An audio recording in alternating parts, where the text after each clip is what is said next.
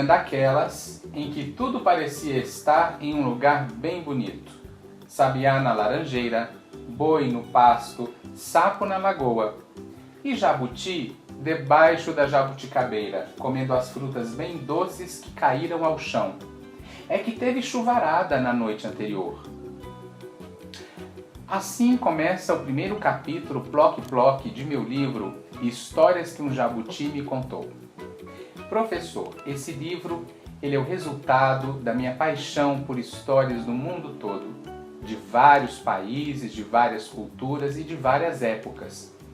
E foi coletando essas histórias no decorrer de minha vida, ouvindo uma daqui, lendo outra dali, pesquisando nos próprios lugares, que eu resolvi fazer essa coletânea. São histórias que perpassam culturas de vários continentes e que elas trazem um pouquinho da sabedoria de cada qual, de cada momento da história, de vários personagens curiosos, engraçados, interessantes, maléficos. Enfim, são histórias que nos fazem, antes de tudo, divertir e que também nos deixam algumas lições interessantes para a nossa vida.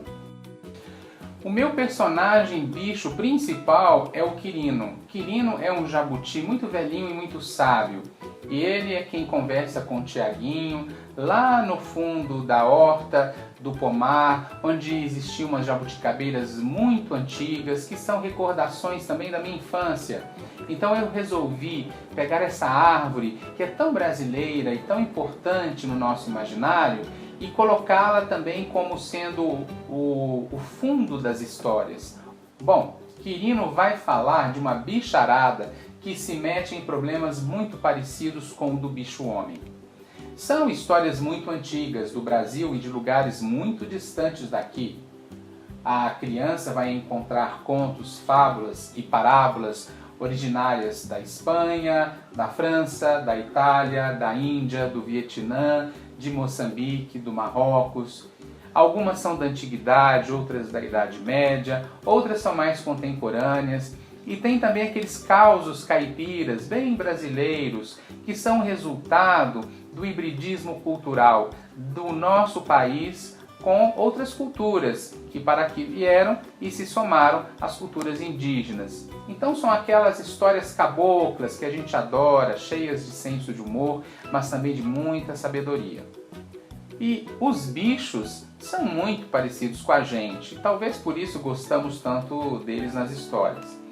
Não é à toa que o leitor encontrará, por exemplo, uma tartaruga vaidosa, um ganso generoso, um sapo impaciente, uma onça meio bobona, um corvo tagarela, uma cobra colaboradora e um boi comilão.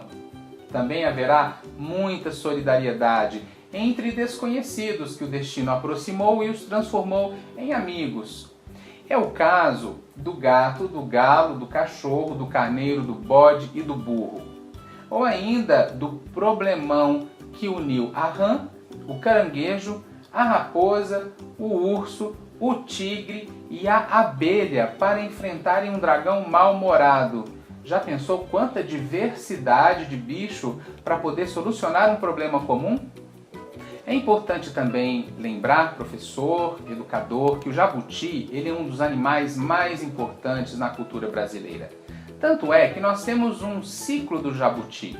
E este ciclo do jabuti se deve muito à oralidade.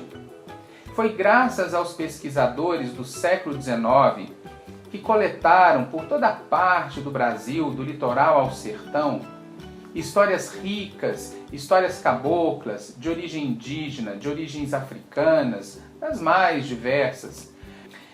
O jabuti também é um animal da minha infância. Eu me lembro de 2 jabutis que uma amiga da família tinha no seu vasto quintal, numa época em que as casas ainda tinham quintais. E esses jabutis tinham uma vida muito livre, eles iam e vinham o tempo todo e adoravam comer frutas. E comiam mamão, comiam goiaba e também jabuticaba. E foi aí que surgiu essa ideia de juntar o que eu mais gosto, que é escrever e contar histórias, com algumas reminiscências da minha infância. Professor, a gente vive dizendo que as crianças da nossa época já nascem grudadas aos aparatos tecnológicos. E isso não tem retorno. Temos que entender a tecnologia como neutra em si mesma. A tecnologia vai ser o que nós fizermos dela.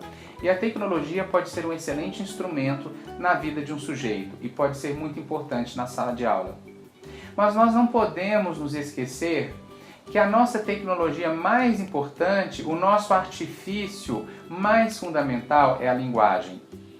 Não existe nenhuma outra espécie sobre o planeta que soube usar a linguagem como nós, a ponto de construir civilizações, grandes cidades e naves espaciais que nos levam até outros orbes.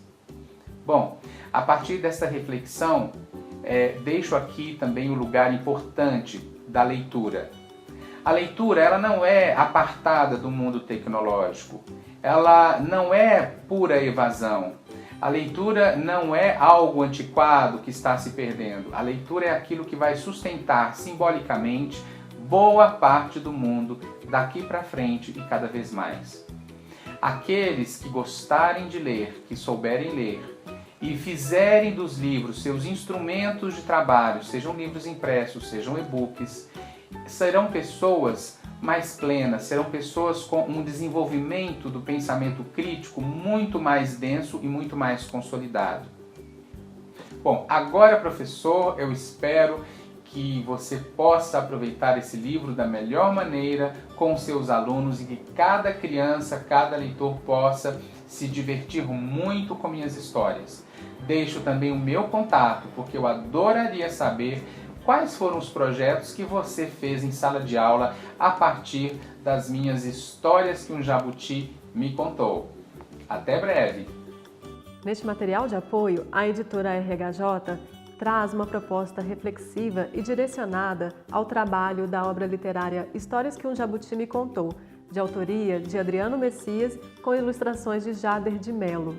Esse livro pode ser classificado nas temáticas O Mundo Natural e Social e Diversão e Aventura. E, por sua narrativa, ele pode ser voltado para alunos de 1º ao 3º ano do ensino fundamental.